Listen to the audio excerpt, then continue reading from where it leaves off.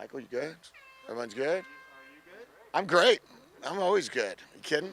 All right, so we had day 2 in the books, and which is good. That's a positive. We got to build off of it. We got to get better every day. I mean, we are getting better every day, but we have to make bigger jumps. Saturday will be a padded day, so that'll be exciting to watch the guys in their pads, and that'll make a big difference. That'll feel a lot more like football, so that'll be fun. Probably bump it up an hour. So Saturday we'll start practice at 10 instead of 11. Going to go try to support the women's basketball program. So in order for me to get to the game, we're going to bump it up an hour. So we'll be practicing at 10 on Saturday, just for everybody's knowledge. And of course, we'll be open and we'll be in here. We will not be at the stadium yet. We'll start that next Saturday. So open it up to all questions. Anything that anybody likes to know?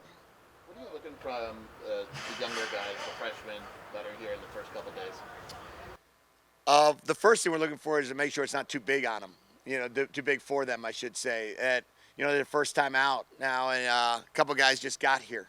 So it's always a big deal to just get going and practice and see how quickly they can learn, see how quickly they can really make an impact, how fast can they pick up what we're trying to do. And then really, like everybody, it's day 2 for everybody in our system. So everyone's really a freshman in terms of what we're trying to do.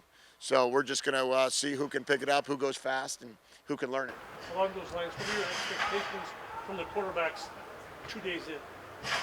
Completions, moving the football, having good command of the huddle, being able to run the offense at the line of scrimmage. The expectations are very high for the quarterback position. That's not going to change. So our guys understand that we're always going to do everything we can to keep pushing them and pressing them. And today was a repeat of install 1. Tomorrow or Saturday will be a brand new installation. So we'll see how they do. We'll see how they pick things up after one. Now it's from install 1 to install 2 is always a big jump in terms of their learning curve. Now it sees how quickly can guys learn, how quickly can they pick things up, and they really got to move the football, or it doesn't really matter. Well, what did you like about Gunnar Cruz when you were researching him, and how has that matched up to what you've seen in the first couple days? Yeah, I liked his size. I liked his arm strength. I liked his ability to move the ball when he was in high school. He was a successful high school football player. You go back and you look at some of his throws from high school, and you kind of say, all right, well, that was only, less than 2 years ago. What does that look like? We assume he's always getting better. Obviously, Mike Leach does a great job. So when he was up there, and then Coach Rolovich does a great job with the quarterbacks. So you have 2 guys that are really good quarterback coaches that have worked with him the last 2 years. So I knew that if we had a great foundation from where he was, it was just going to improve. And we were excited about bringing him into the mix and seeing what he can do for us.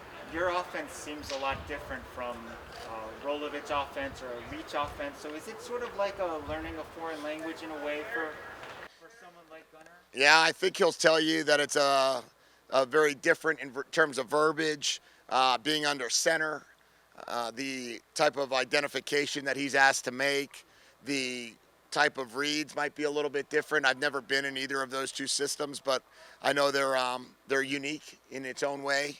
Our system's a little bit more unique, we're unique in a different way. So for us, our guys are just really trying to, at the quarterback position, learn how to take a snap, learn how to get away from center, learn how to recognize, how to run a play-action passing game, and then from there be able to execute our drop-back game. Yesterday, Don Brown said no one's waiting for us. And you mentioned how many plays they've installed and all. Is it the same with the offense, or do you go at that pace? Oh yeah, I mean we're in fast-forward mode every single day. We don't give our guys a break. We put the pedal to the metal. We tell them every day that we're playing in September against BYU, and whether or not they've been having the same staff or not, whether they've been working together or not for a bunch of years, that doesn't really matter when it comes down to kickoff. So we have to try to catch up with all the teams in the Pac-12, with all the teams that we're playing moving forward, and we recognize that, we understand, we embrace it, but we can't really slow down at all, and we're just gonna pick it up and really do more. Put more in, practice longer, be out here more, do everything we need to do to make sure we can execute. Are there specific sizes and/or skill sets that you're looking for in wide receivers in your system? No, I think in each position has its own flexibility within the position group. There are certain guys that bring different skills, right? Some are smaller and faster. Some are bigger and stronger. Some are taller and or more rangy. Some are big, fast, and tall. Some are any mix or variation of them. And really, we're looking for the most productive players. We want to find wide receivers in high school that have made a lot of plays. We want to find college, if we're taking a transfer, someone that's made a lot of plays. The guys that we're going to start are guys that we're going to be the most productive in practice. Who's coming down with the ball the most? Who's the most efficient, proficient player we have, and that's who we're going to play. Do you feel like you have enough wide receivers depth-wise on this team? Yeah, I like our depth at wide receiver. I think we're up to 10 or so players. You know, I'm coming from a league where you'd only dress 4 or 5, maybe 6 if you're going to count a special teams player for a game. So I consider it a huge bonus that we have as many players as we have here. We'll just continue to build off of that. And if we have another 1 or 2 that join, we know that we got probably a couple coming in this summer, that are preferred walk-ons or whatnot. And we'll give that, continue to add to the group. What was your biggest takeaway after watching film of day 1 and sitting down with the coaching staff? We need to get a lot better. We need to continue to improve on our execution. We need to continue to improve upon our effort. And we need to make sure that we play with a great enthusiasm, that we attack every play. And every time the ball is in the air, every time there's a ball that we're running the football, that we got as many people as we can swarming the ball, and that's what we need to improve upon the most. Okay, thank you all for coming out, and we'll see you all Saturday.